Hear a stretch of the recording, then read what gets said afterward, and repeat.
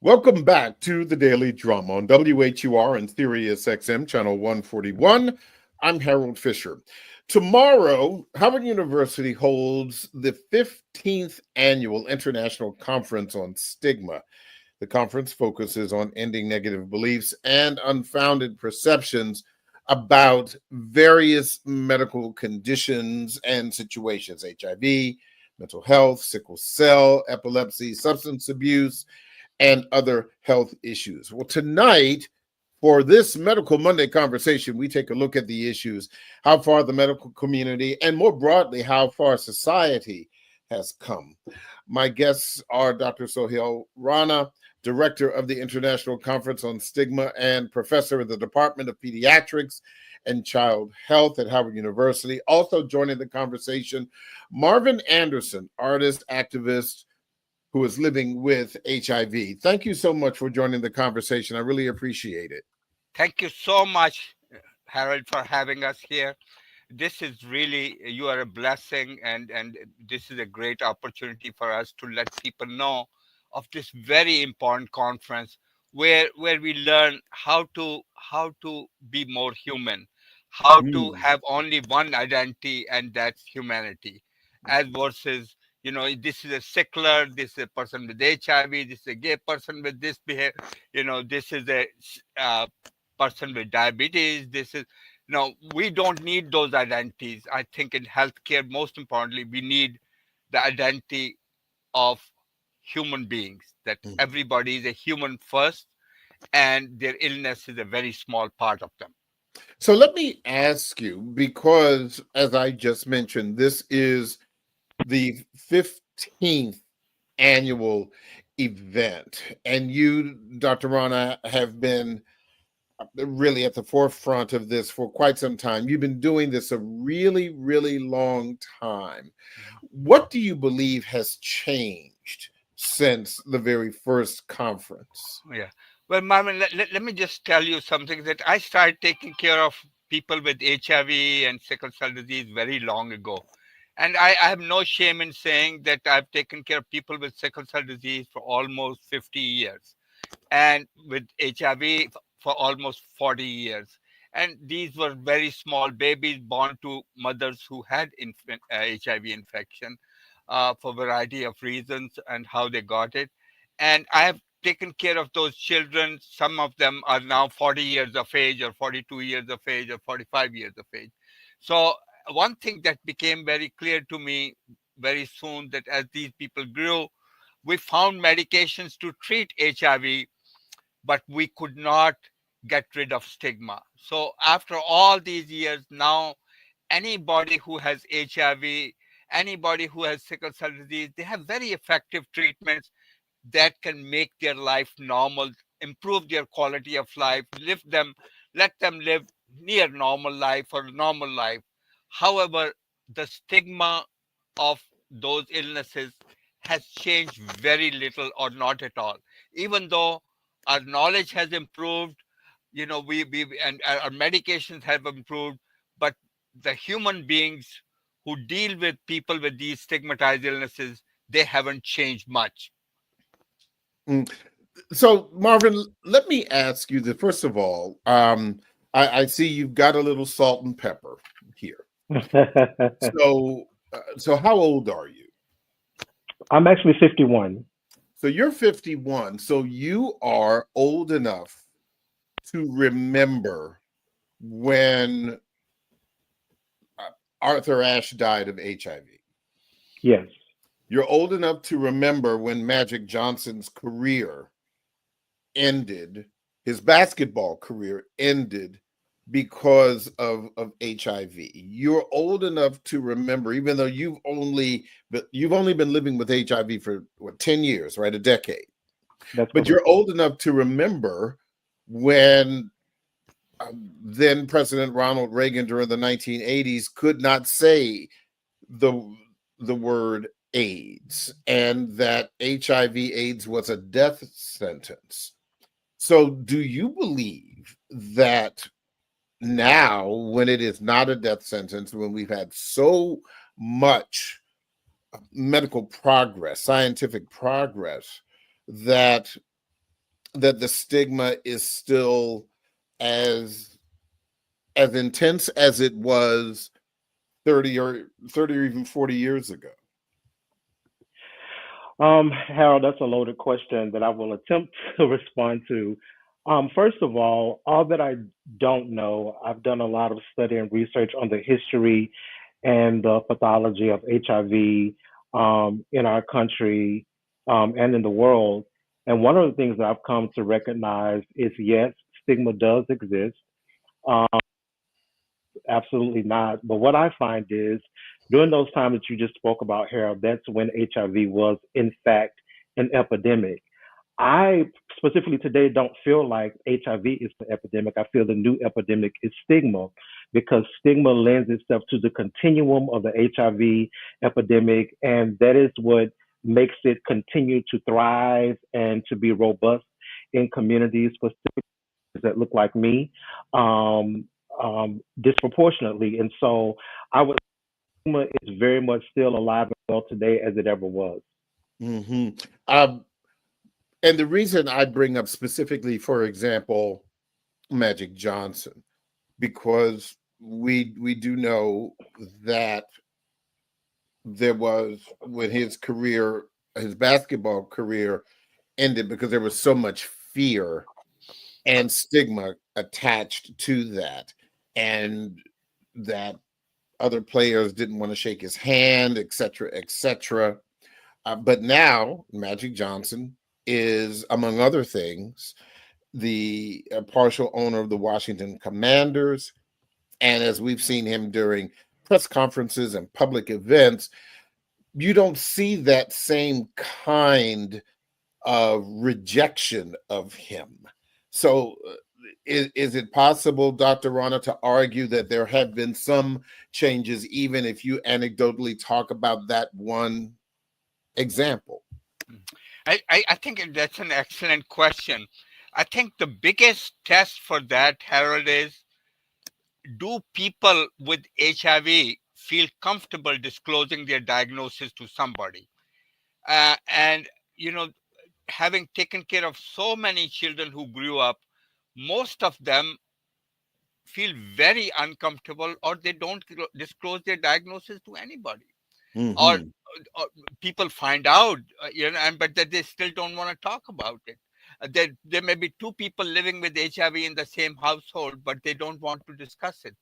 They don't want it to be known that they take their medications.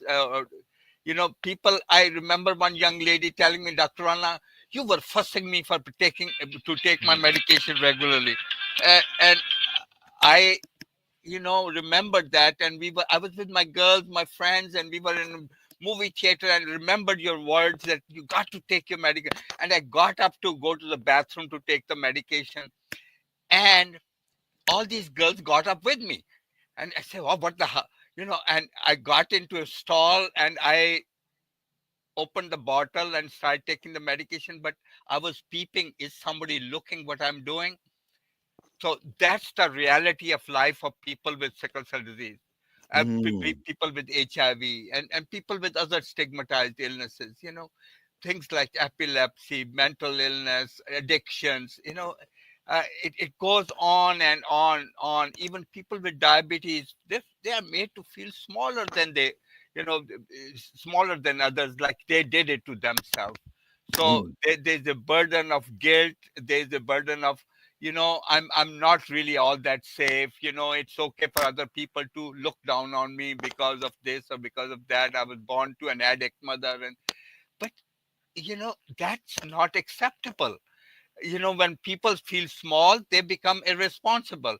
When people are made to feel small, they don't want to take their medicine. They don't want to take care of their health. They don't want to seek counseling. They don't want to seek social support. They don't even want to be with people like them. And the cycle, the negative cycle continues, and there isn't a facet of their life that doesn't get affected with stigma. And those things haven't changed. Yes, you know there are celebrities who get who are accepted, and Magic Johnson does so much good. People should bow to him. I mean, I know he gives hundreds of thousands of scholarship, and what a wonderful human being. But why does one have to do all those things to be accepted? Why can't one be a normal person and they be accepted, as a normal human being and be treated equally? So I think that part is very, very important for me, that in order to truly, like my friend Marvin said, that in order for us to stop the spread of HIV all over the world, I think it's the disease, it's the virus of stigma that we need to take care of. Hmm. Obviously, this is not just about HIV. There are other medical conditions and societal issues, but I'd still want to ask at least one more issue as it relates to, for example, HIV and children, Dr. Rana. I remember, again, back in the 80s, where there was a place, and if you were here, you may remember this too. There was a place called Grandma's House, which was a home or a facility for HIV positive children, run by the Reverend Debbie Tate. Back at that time, Princess Diana had visited it, Stevie Wonder had visited it, and in that time, we're talking some 40 years ago or so. Actually, it was And 45 years ago. I actually took care of many of the children at Grandma's house, and Debbie Tate and Joanne, her sister, were good friends of mine. Yeah, yeah, they and still are. but my question is, there's no longer a need for places like that, because of uh, scientific medical improvements. But do you think that stigma also has changed or evolved, where that we didn't need to isolate uh, children, adults who were diagnosed as HIV positive? Yeah, I think excellent question. I think number one, Harold, we did many of the clinical trials where we learned how to prevent transmission of virus from mother to child. So Mhm. for a very long time, we haven't had a child born with HIV here in Washington D.C.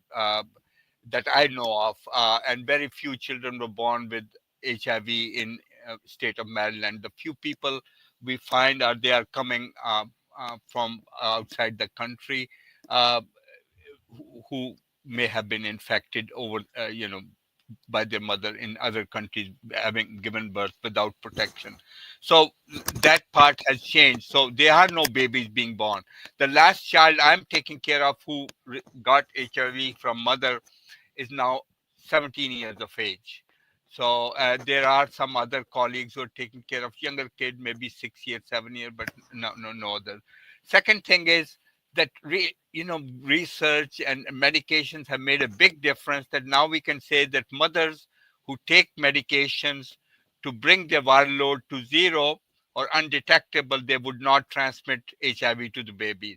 Likewise, couples, be they heterosexual, be they homosexual, be they in any other situation, if they take medication to bring their viral load to undetectable, they would not transmit it to their partner.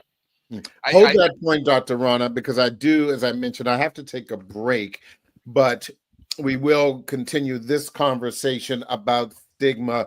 Also, Marvin, I have a ton of questions for you as well. So don't forget, you can hear this and every edition of the Daily Drum Insight segment via podcast on WHUR. By the way, if you would like to register for the conference, you can go online at whocanyoutell.org. That's whocanyoutell.org. The original Quiet Storm with Raheem Devon is next on WHUR. I'm Harold Fisher. This conversation continues on Sirius XM channel 141 and 96.3 HD2 in just a few seconds. Welcome back to the Daily Drum on Sirius XM channel 141. I'm Harold Fisher. We continue our Medical Monday conversation about addressing stigma in the medical community. Tomorrow begins the 15th Annual International Conference on Stigma. It's a 3-day conference on the campus of Howard University. My guests are Dr. Sohail Rana, director of the conference and professor in the Department of Pediatrics and Child Health at Howard University. Also, Marvin Anderson, artist and activist living with HIV. Before the break, you were talking, Dr. Rana, about the advances in medicine as it relates to HIV transmission from pregnant mothers to children. Finish your point. Correct. So where we are today, if a woman who's pregnant, who has HIV, takes appropriate medication to bring down her viral load of HIV to undetectable levels, her chances of passing the virus on to the baby are almost zero, none. So babies are safe. Babies also have to receive some medication to protect them from HIV, but I haven't, like I said before, I haven't seen a newborn born with HIV for a very long time.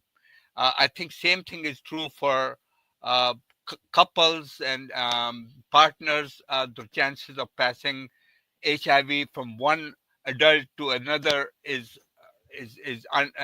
pretty much zero if they bring down their viral load to zero, and the other person receives protective therapy. Mm-hmm. Let me ask you this, Marvin. You're in Louisiana, and obviously, I'm sure you've done some traveling in your activism during the 10 years that you tested positive for HIV. How do you believe that you have been treated, and has there been a change in attitudes based on your experience? So I can say that the attitudes and the behaviors, which all culminate in the word stigma, they can be. It depends on the environment, depends on where you are, it depends on your circumstances, and really, just to go back just a little bit when you're talking about Magic Johnson, a lot of times stigma can be masked or defrauded based upon social economic status. We know that the HIV epidemic is linked to systemic issues, access to health care, so many other things. Specifically for me, living in the South in the Bible Belt here in Baton Rouge, Louisiana, which our city continues to be in the top 5 or 10 consistently. I think because we're in a Bible Belt, or we're in a state, we're in a city, and in an area where HIV is a moral issue and not a health issue, then yes, the continuum continues to be. And so, has attitudes and behaviors changed? I think that it's subjective. That's subjective to who you are. Like Dr. Rana said, some people are comfortable with being courageous because it is courageous to share your diagnosis or to share your status or to disclose. And so, to answer your question, to sum it all up, that behaviors and stigma, um, it just absolutely has not changed. I think what has changed is the ability for medicine and science to keep us healthy, to help us look healthy, to make us more palatable, if you will, to communities and populations. And so if you don't look like you have HIV, then, I think you get to pass unless you disclose. And then once you disclose, then there's this other list, this checklist that you have to go through. And so with Magic Johnson, he has celebritism by his name. He has wealth by his name. And so, of course, he gets some passes that me, just a boy from Southern Louisiana, may not get. And so I understand your question, but I think the the needle to stigma has not moved very far. I think that the medicine and the science that gives us the ability to show up in a more healthier way, in a more palatable way, is why we see the differences in attitudes and behaviors. I'm going to talk more broadly about some of the other health issues that encompass this issue of stigma. So, Dr. Rana, you cannot watch a movie on television, a sports program, without seeing commercials about mental health drugs, about drugs regarding HIV, about drugs about obesity, drugs about diabetes, and the like. What impact do you believe that the deregulation of advertising of pharmaceuticals for various and sundry medical conditions has had on addressing stigma? Let's talk about, for example, mental health, for example. Your thoughts about advertising for those pharmaceuticals and what impact they may have. I think you know maybe a few more people may be taking their medications for mental health, but I think that one of the biggest tests I see that if you ask psychiatrists, if you have a serious mental disorder and you need to see a psychiatrist, would you see a psychiatrist? And 50 to 70% would say no. And you ask them why, and they say, I may lose my job, I may lose this, I may lose friend, so. And when I prescribe, I may spend 2 hours talking to my children, adolescents, about convincing them, look how antidepressant medication would change your life, and going to psychiatrists would help. uh, you know Almost 30, I would say no more than 20-30% of patients would still be taking the medication, or there may be close to 40% who never filled the prescription, no matter how much hard work me and others have put in, or they would not have seen a psychiatrist even though we may have given them referral many times. So the issues, we don't do monitoring of this behavior, health seeking behavior of people with mental health, because people don't disclose their diagnosis. But if we were to follow, I don't think working in my clinic, I don't think it has changed for my population. Stigma remains the same. A grandma say, "Oh, no, my granddaughter is not taking those psycho medications. No, I can handle it. I know how to fix her." And so as such, to answer your question, it's a very important question. What role the advertising by pharmaceutical has played, I don't know, but I don't believe it has done too much. So It has. then let me put this to you. Um, there was a time when psychological counseling, and not even psychiatric, but when you needed to talk to a counselor, a clinical psychologist, there could have been a mild form of depression. You Mhm. could be grieving the loss of a loved one. Right. But there was a time, I remember, as a child, that therapy was for white people. That was the phrase. For black people, if you needed therapy of any kind, you talk to your pastor. Okay, you talk to your friends, or you didn't talk to anyone at all. And because again, the saying was that was something for white people. Now we see in the public square, we see on social media, particularly among women, but not only, um, a support of mental health. We have seen even in even in the dating space, I've heard women say that they're not even going to date a man unless he's done the work, unless he's had a chance to address his issues. That seems to me to be a great deal of progress compared to the way things were when I was growing up. Wouldn't you agree, Dr. Ronald? I think it remains a class issue. It may not be just white and black, but it's the upper class and upper middle class and middle class who see the benefit because of their education and with Hmm. people they hang around with, and people they associate with, and within the family they see the benefit, but they also see that it's very in to be saying, oh, my therapist says that in conversation. So there is more mingling between white and blacks, both in schools and in colleges, and outside in the business world and in real life.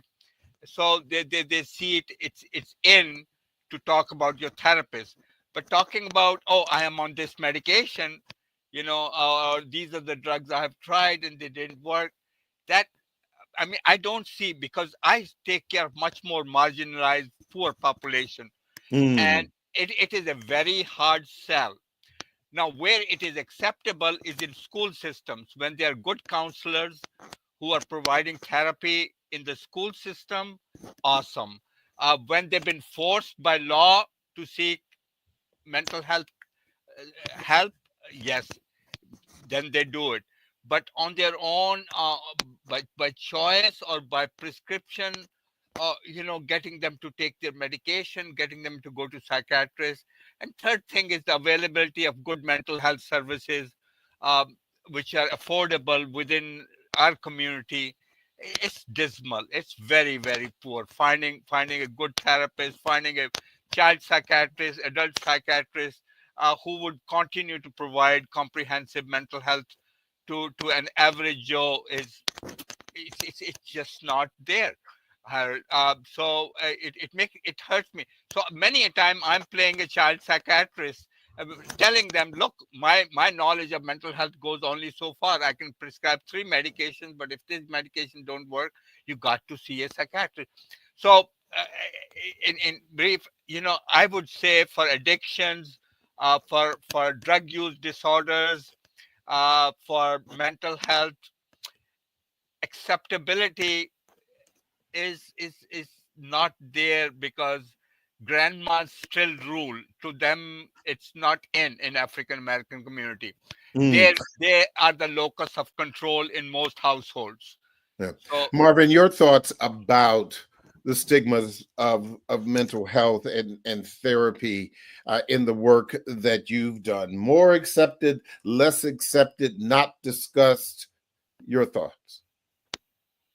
Um, so first, I wanted to add to the conversation. You asked a question in regards to advertising, and so I have Sure. been a part of advertisements that are particularly marketed to persons living with HIV. And I also have been a part of studies that have been due to Duke University and other pharmaceutical companies. And it is findings that when people see themselves or their population or demographic is more humanized Hmm. in these advertisements, that there are opportunities for people to be more acceptable to getting into care based upon when them seeing people who look like themselves. Um, the next question you asked me, I think, was Mental health. mental health, and that's a great question, Harold, because man, when you receive a diagnosis, I think the first thing you need, in addition to a regimen for healing or to make sure that you become undetectable and healthy, is mental health services. And I think in 2024 versus me being diagnosed 10 years ago, I absolutely see the difference.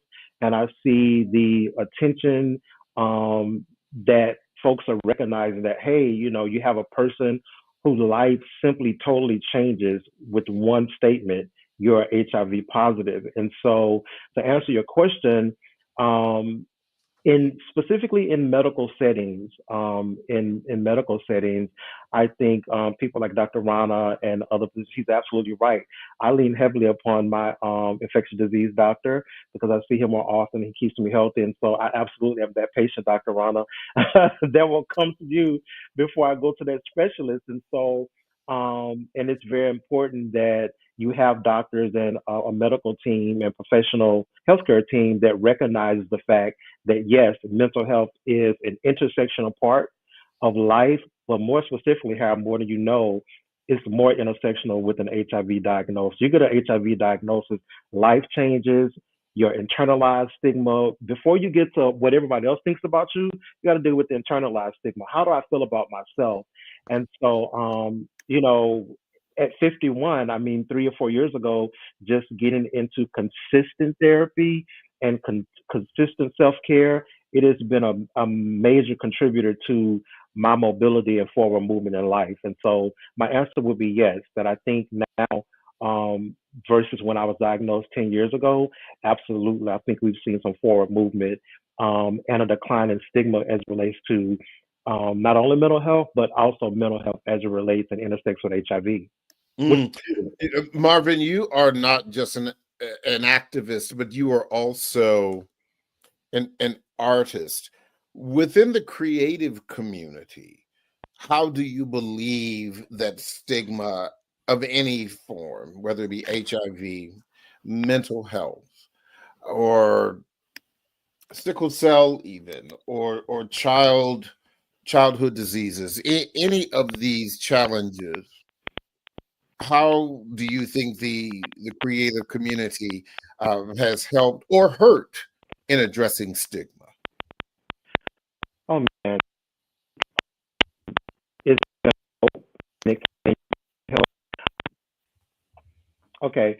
So what was your question? I'm sorry. It was about the impact of the arts community, the creative community, in addressing this issue of stigma. Oh yeah. First of all, I want to just shed light that being a creative has always been a part of my life, but it's been through my journey with HIV that has given me the courage to really come forth. I mean, at 51 a year ago, I set out. I had a grant opportunity to be a part of a cohort that does artivism, where you take your activism and advocacy and put with art. And so, Harold, at the time, I was just doing a little spoken word. I'm an empowerment speaker, and so I was like, okay, I'll do this project and I'll do some spoken word and I'll do it to music. Well, that morphed into a whole. So I at 51 for me. But to answer your question, what I have seen for And so what I found is after doing this project and doing this artivism project, I found that when I'm just doing advocacy, straight laced, cookie cutter, versus me doing my artistry or my artivism, that I'm more accepted in universal spaces. And so because of that, I feel like the creative arts give an opportunity to reach more people and more demographics, therefore giving us an opportunity to reach people, to spread the message, and to destigmatize cultures and communities. Dr. Mana, where do you think the biggest issue lies currently? Is it societal, or do you believe it is more concentrated in the medical community, where those who are treating people who have these medical issues are not really addressing stigma and just addressing the health issue? Yeah, I think stigma starts from the mouth of healthcare professionals. Many times these are the leaders. If you look back at HIV, and I said it to Dr. Fauci, Dr. Fauci, you were the one who started stigma by saying it's the four H's. It's the homosexual, it's the hemophiliacs, and it's the Haitians, and so on, and heroin drug users. So when we start labeling people like that, that should start. Healthcare professionals don't have training in how to communicate uncertainty to the general public. And general public doesn't have the ability to understand uncertainty, because when we are talking about diseases, just like COVID, it happened with COVID, or almost every, we don't know enough, and we public wants answers. What is doing it? What are you doing about it? So they coin all these things, just like Dr. Fauci did the 4 H's of HIV, that that stigmatized so many people. Imagine being a Haitian, being a hemophiliac, or being a person who is gay. And so and person who has HIV but has none of those things, and so it becomes a moral issue. Are you gay or something? Those are the questions that keep getting asked over and over. And there are plenty of heterosexuals who got HIV too. So I think healthcare communication is poor, number one. Number two is the message from the media, and especially the extreme media, which is looking for stories. So we can spend a huge amount of money and time and work, like our Stigma conference and other efforts, and change a few minds, but one negative story flashed on Fox News, on any of the marginalized rightist papers, it would undo everything we have done. So it's that part is sad. They will have one story how somebody went and raped, and so many people got HIV, and no matter what you do, what you have taught people, it's all gone. So I think that's why continued efforts are needed. People would always be there to dehumanize others, to make themselves look better, to have more land, to have more money, to make, this is how it works. That if I dehumanize the other person, I'll have cheap labor. Put people in jail, you can get 50 cents an hour worker. So you coin people with marijuana convictions are spending 2 years in jail and they can't get out.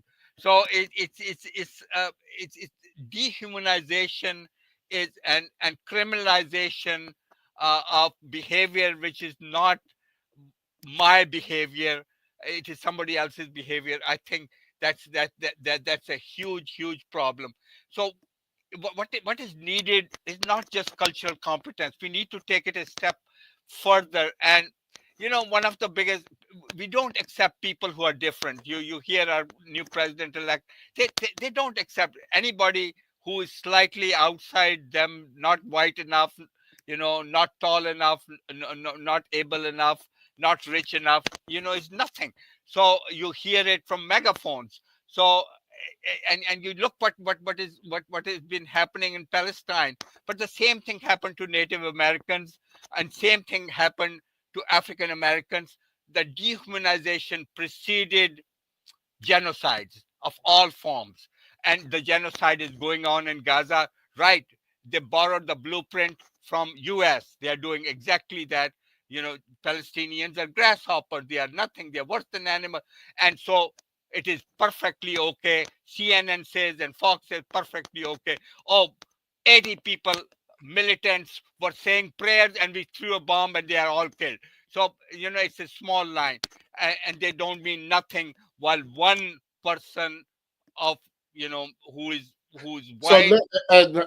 I'm running out of time. So I want to ask Marvin quickly before wrapping things up here. What do you hope will come out of this particular conference, Marvin? Some 15 years in or so. What I hope to happen is what happened to me when I attended this conference 7 years ago. I attended for my first time and my only time 7 years ago, and when I arrived, this would be my second time. When I arrived in that space, what it did for me as a person living with HIV and as, at that time, an emerging advocate, it gave me a space to, number one, see myself and other people. It gave me space to attain a lost value of myself, because what I saw in that space were individuals that were thriving and living beyond HIV. And so what I hope happens is that my sharing my story, my sharing my artistry, being in communion with community, it is that there's another Marvin that may be in that room or maybe watching or maybe tuned in, even to this interview, that can see light in someone else that says, you know what, I received the diagnosis 10 years ago and my path and trajectory of my life has not ended, but there is life after HIV. That's my hopes. Dr. Ron, I'll give you the last minute or so. What do you hope will come out of this conference some 15 years into it now? I think I hope our biggest audience this time would be medical students and students in other important fields like social work and psychology, and we would be able to change some minds. We have wonderful medical students, but we want much more cultural humility within our providers. We want providers who are really sensitive, who are open to the other people culture, who are really looking to identify people as human first and having a disease second. We have wonderful keynote speaker on HIV decriminalization. Um, I have started a lecture series on social justice, and our speaker is a wonderful lady, Laila Haddad. She'll be talking about dehumanization, a toolbox for genocide. We have a sickle cell panel. We have heterosexual men's panel. We have dance workshop, musical performances, HIV long-term survivors, advocacy, epilepsy, Native American, Latino sessions.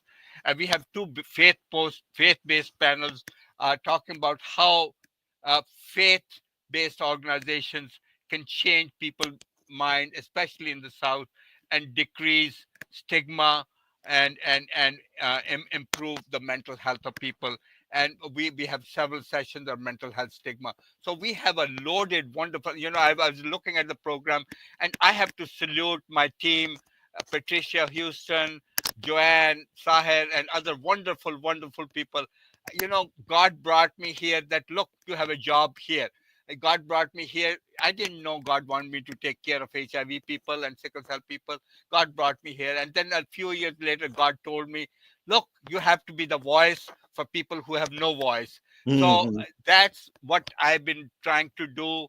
And, me, my wife, and my family are totally dedicated to our team, to be a voice for those who don't have a voice. And we want that voice to be heard among our growing medical students, about nurturing them to become much more humble in taking care of people, to become, we say in Indian and in Asian culture, they say namaste, that every person in front of me, we bow down and say, I respect the good in me. I bow down myself to the good in you. And all I care for is your humanity. I don't care what else you bring to the table. Well, Dr. Rana, thank you for those final words. We want to remind our listeners that if you'd like to register for the conference or find out more, you can find it online at whocanyouTell.org. That's whocanyouTell.org. Dr. Rana, Marvin, thank you both for sharing your insight and your thoughts. I appreciate it. And Marvin, certainly continued good health to you. Thank you so much. Thank you for having us. And thank you, Marvin. It was wonderful being here with you. God bless you. See you soon. God bless you, Harold. Bye-bye. That is the Daily Drum for this Monday, November 18th. I'm Harold Fisher.